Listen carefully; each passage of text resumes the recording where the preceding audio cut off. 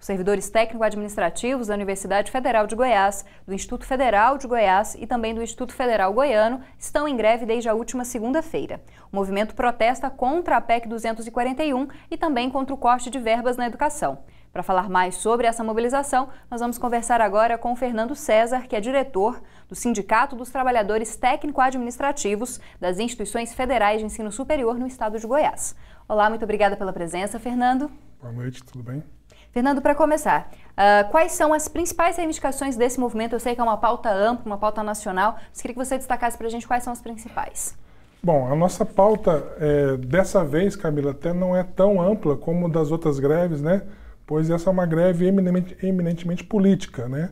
Nós temos como ponto de pauta o combate ou ir contra, né, essas medidas que o governo vem apresentando no Congresso Nacional, como a PEC 241, a PLP 257, a reforma do ensino médio, o projeto de lei de escola sem partido e outras medidas que estão por vir, como a reforma da Previdência, né, que a gente entende que essas medidas elas vão prejudicar de uma maneira ampla, né, tanto o trabalhador, seja da iniciativa pública ou privada, quanto também os serviços públicos que são ofertados à população.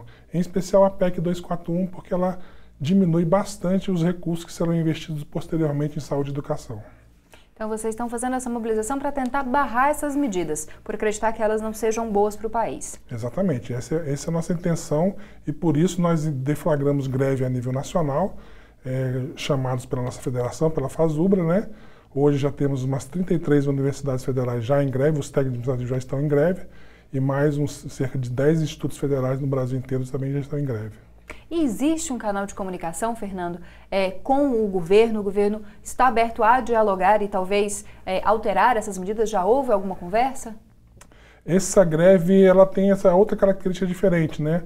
Nosso diálogo não é diretamente com o governo, diretamente com o Ministério, mas principalmente com a população, né, e com os parlamentares, já que todas essas medidas elas passam, né, pelo Congresso, tanto pela Câmara quanto pelo Senado.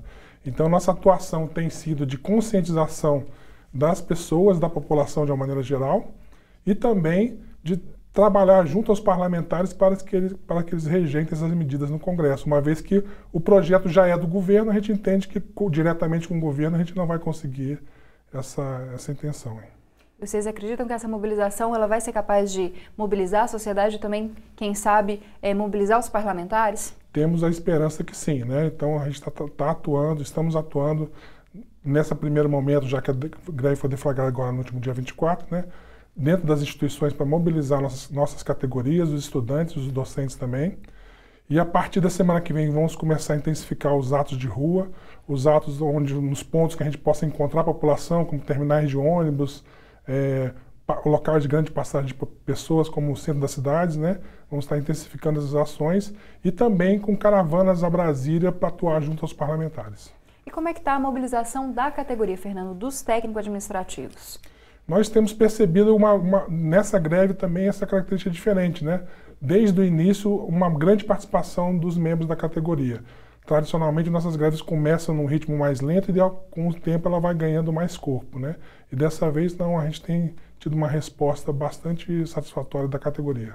Bom, para finalizar, Fernando, queria saber se vocês têm alguma relação com os outros movimentos que também têm protestado contra essas medidas, como, por exemplo, as ocupações dos institutos federais aqui na Universidade Federal de Goiás. Há uma interlocução entre os movimentos? Sim, nós temos feito essa interlocução.